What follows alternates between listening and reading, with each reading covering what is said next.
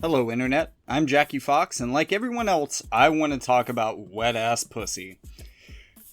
But since I don't have a pussy myself, I just wanted to read some feedback on how the song might affect our culture. From people who do. I'd say that the song is good for feminism, and that the backlash has proven that a lot of men are still afraid of female sexuality. It honestly irritates me quite a lot how a woman singing about female genitals is taboo, yet male artists who've been doing it for years and years tend not to get dogpiled over it. Sure, it's been fun to watch conservatives online lose their minds over it. Part of me just thinks that when musicians either sing or rap about sex and genitals, it's because it's the easiest way to make a bank on it. Sex sells and all that. And I guess I just don't find artists singing about women's genitals in the interest of boosting more capital especially empowering. Very fucking sex-positive feminist, and you could really tell Cardi B used to strip, because if you had been a stripper or something too, like I have been, I have done the sex work, for example, you would know her lingo is 100% what you would use for talking up a client and getting them horny so they will pay you. I don't really think it's extremely feminist. It's just kind of shocking, which maybe starts a conversation, and hopefully the right one. It's ageist. It can be a bit triggering. Surgeries can take away WAP. Where are the trans women in this story? Is WAP a state of mind versus actual fluid? Are women less sexual because they do not produce copious amounts of lubrication? I see no issue with the lyrics I heard Ben Shapiro say. If anything, I love that it highlights the obvious disparity between men versus women with sexual openness. Women are not allowed to be horny in the same way as men are, and I'm thrilled that WAP is changing that. The feminism that calls WAP sexual empowerment and liberation is liberal feminism, whether people are aware of that reality or not. The complete lack of analysis, avoidance of analysis in fact, gives that away.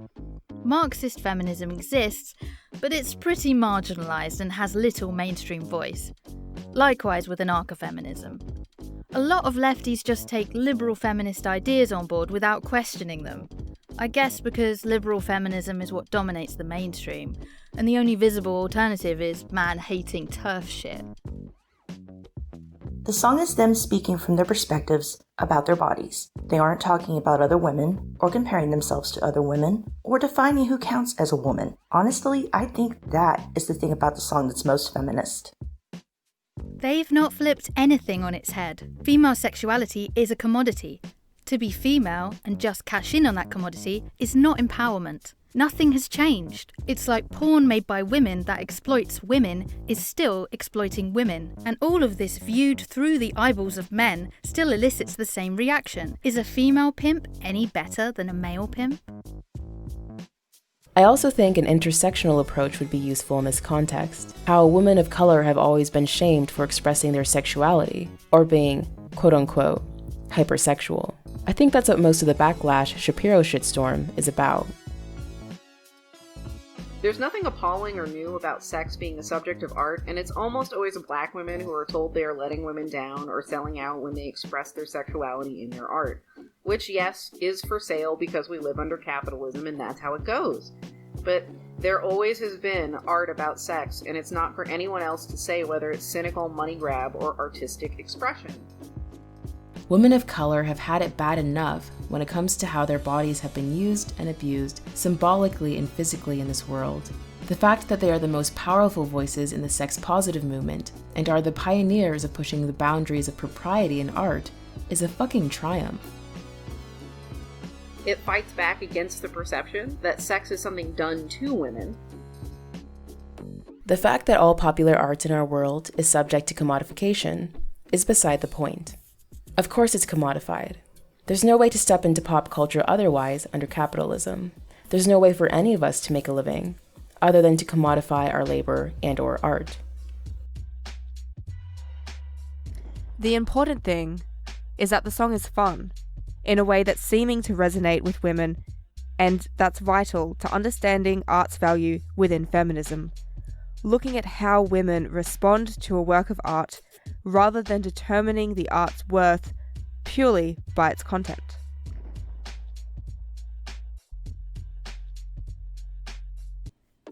Here's what I'm thinking. Watching the outrage and spectacle envelop social media, wet-ass pussy may be a sort of feminist jam, or at the very least an opportunity to start a conversation. Even the title itself is symbolically expressive of enthusiastic consent. I feel like there's a fairly big correlation between wet-ass pussy and enthusiastic consent, but also a correlation between going in dry and no consent. I say correlation because even wet-ass pussy isn't consent and vice versa, and not all human bodies are the same. Beyond that, it's also symbolic of and correlated to female sexual pleasure as well. I wish there were a less gendered way to say that. It's symbolic of pussy pleasure. That's better, I guess. Let me know in the comments. I'd also like to point out here that even if this is true, WAP isn't the best way to talk about or imply consent because not all bodies work the same way. Instead, I think it's more representative of our cultural assumptions. One of the women who replied put it like this: "It's not just consent. It's about women declaring unapologetic sexual pleasure, action, and agency without the permission of anyone else, and any concern for the shame that is directed towards women for having sexual desire in our culture. In the context of a sexist, patriarchal society, that's a feminist and radical stance. Normalizing women being able to talk about their sexuality in a way that would be empowering for them could cause a change in the culture if enough people are forced to think about it. It's implicit in most art, the desire to broadcast some deeper message to influence society. Why would the Department of Defense fund the growing war movie industry? Why else would Picasso have made one of his most famous paintings about the war? It's not that all media has a serious cultural message. Some of it is purely just made for profit. And even within that, the writers and producers employed to make the project might leave their own mark on it in a way that changes more than just its profitability. Meanwhile, fascist dictatorships often crack down on freedom of the arts as a way to control the cultural message. The Nazis declared much of the German art scene to be degenerate, but they also made a propaganda film whose beauty, or at least technical presentation, amazed the film industry of the time. Even before that, in America, the first motion picture that wasn't silent was The High-Budget and Revolutionary Birth of a Nation, a film that not only celebrated the KKK, but established and has solidified many of early films' racist stereotypings of black Americans, and boy was there a lot of blackface. The movie was a great success, perhaps despite its story, and may have helped to normalize the KKK's racist message for a generation of Americans. I don't mean to celebrate those films or even say they're worth watching, but waging a political war through modern mass media is a story as old as mass media itself. So might wet-ass pussy empower women all over the world to take charge of their sex lives? It might. If you think of media as a carrier for a message, it's more likely that a message can connect with people and spread based on the number of people who see it. I think WAP's greatest power in this respect is how quickly it became a series of popular memes.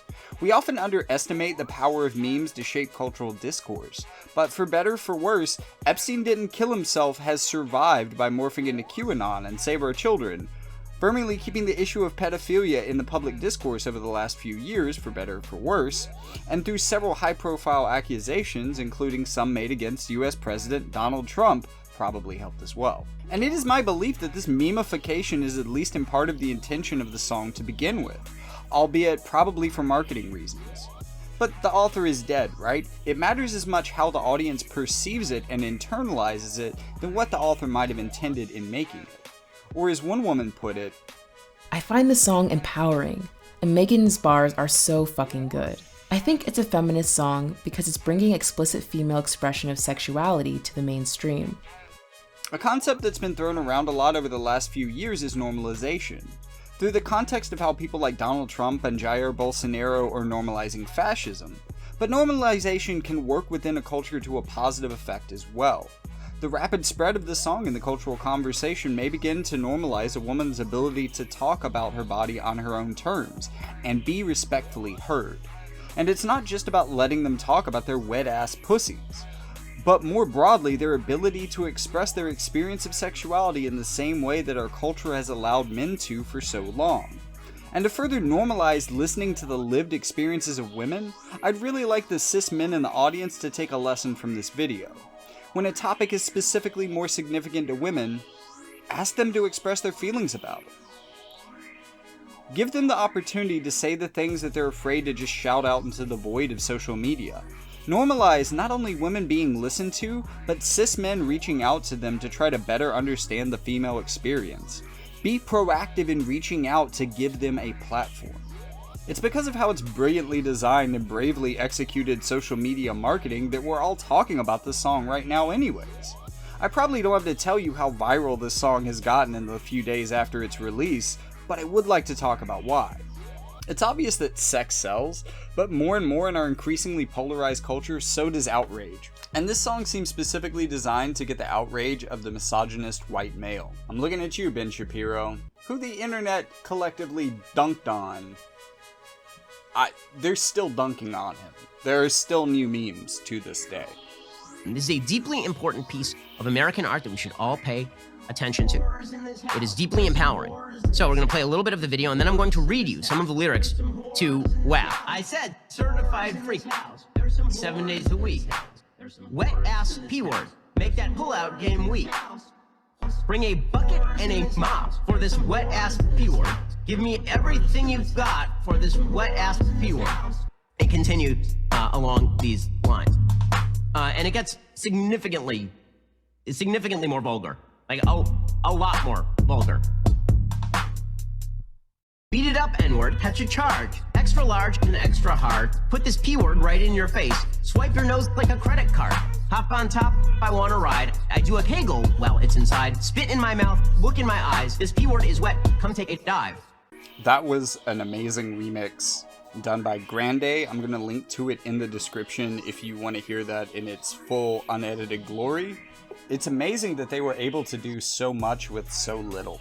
And it's not just Ben Shapiro who's getting himself all twisted up about WAP. I don't wear socks in my loafers, I try to be... I can't say the name of this song without going blue. Or that did a really cringy read of it.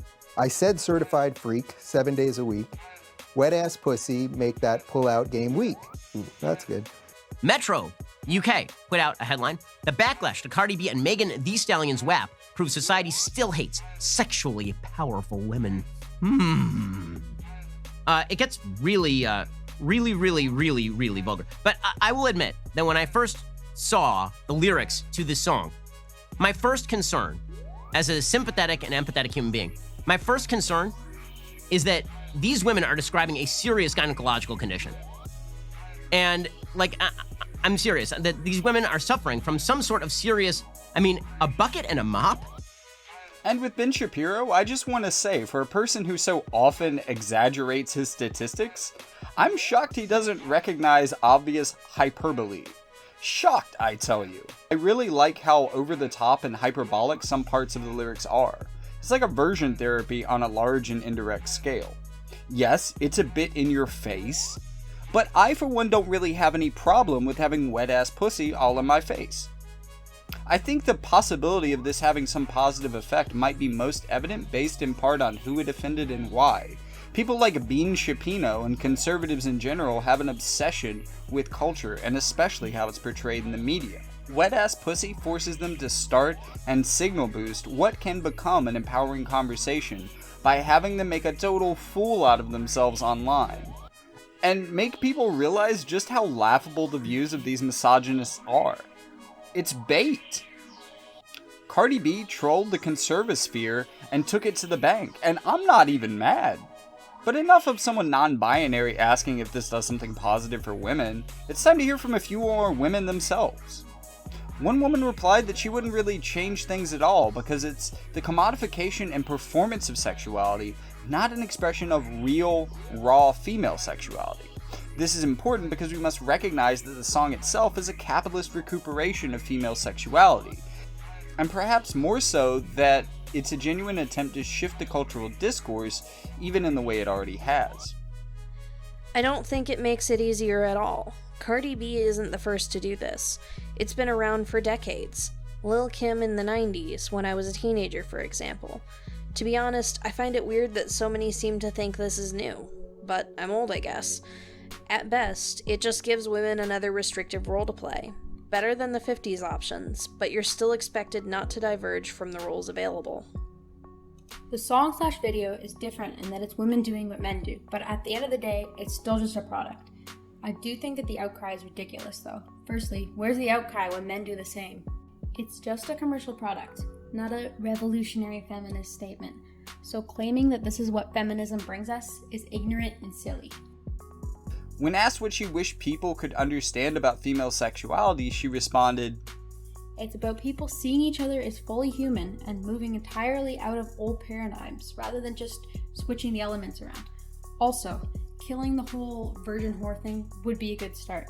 It seems that men most lose their minds when confronted with someone being fully human and not centering either the man's pleasure or performance prowess or catering to his sexual fantasies. Not all men, but based on my experience and my conversations with many, many women, it's the majority." I feel like that personally as an NB. Not identifying with my birth gender lets me feel less subject to gender norms, which I extend into the bedroom. I enter that space and try to match whatever energy my partner goes with and take turns with dominance and requests. Just being willing to ask, "What would you like?" can be really helpful, and honestly, given that being my experience, each woman or even man is different when treated that way, it's odd how people are used to having a specific gender role in sex instead of being really open about what they want. In a way, I think a lot of people think of or have gotten used to a gendered performance of sex. Some people know what they want. Some people slip into that role, and it's like they say what they think you're supposed to want. And some people take a second to think about it, and frankly, that's where the fun starts. I think we'd all like a world where we did a little less assuming about what our partners like sexually, and opened up a little bit more to listening and responding to each person as a distinct human being. It's not that I think that the experience of sex for women would get better if we were to normalize this. It's that I think that the experience of sex would get better for everyone. Another woman had a slightly more optimistic take on the song. It's cool this song can exist in the realm of raunchy, overly sexual media. It's too bad that children's books and TV and movies, and teens' books and TV and movies, and overall the entertainment our society consumes, are not pro-consent or pro-self-confidence or pro-pussies. Maybe this will be a drop in a bucket that can douse a fire. I think that's a really good way to put it. The song's power is in how widely it's spread. That means that it has a good chance to affect more people. But it probably won't do much, and we shouldn't expect it to.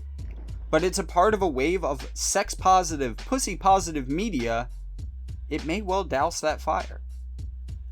Will this song have some unexpectedly positive, if not small and incremental, impact on our culture? You tell me.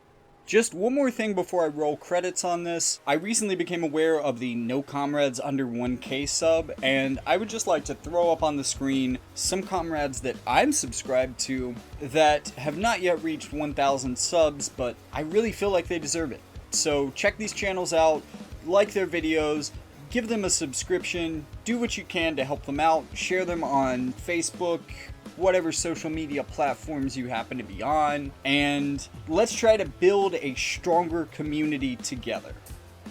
I'm Jackie Fox, and my content will always be ad-free because I'm eschewing corporate donations to the channel. I just ask that if you can donate a little bit of money on Patreon like these fine, foxy folks, or if you want to make a one-time donation, you can donate on Coffee. If you're looking for another way to support the channel, I'm also making Fox hats with my logo on them. They are currently in the design phase, and I'm willing to allow people to ask for customized hats. Prices may vary depending on the cost of labor to manufacture them, because I want to make sure that my workers are paid fairly.